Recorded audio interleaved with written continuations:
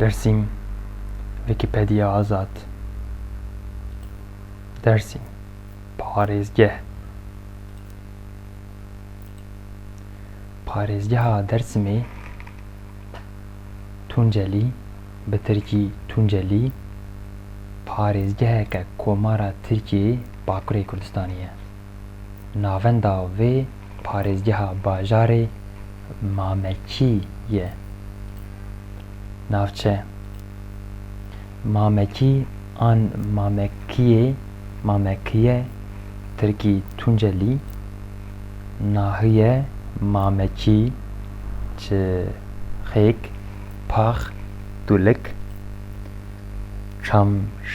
Çamişgezek an Melkişî Tirkî Çamişgezek Nahîye Vaskuvan Germîlî Xozat bi Tirkî Hozat Nahîye Xozat Mezgîr an Mezgîrt Nahîye Mezgir Çersenc Moxindî Qisle an Nazmiye Nahîye Qisle Hakis Yeresk Pulur Nahîye Pulur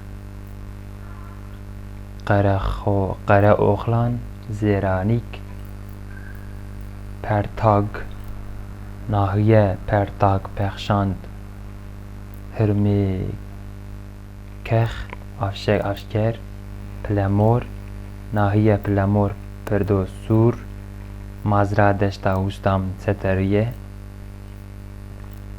Ernîgarî bajar di nav paralelên 39 derece 36 deqe û 38 derece û 46 deqe bakur û meridyenên 38 derece 19 deqe û 40 derece 26 rojhilatê ye.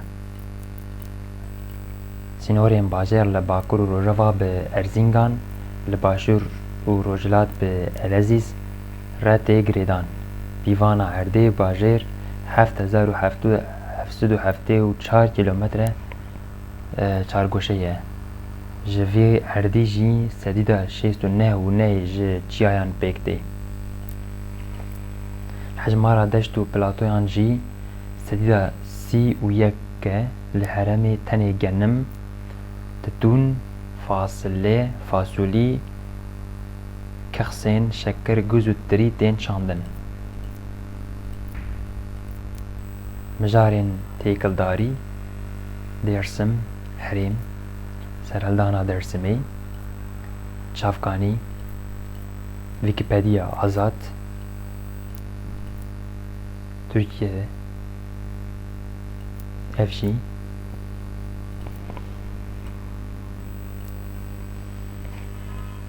Çavkanî. Zor spas bû gudarîbûnê.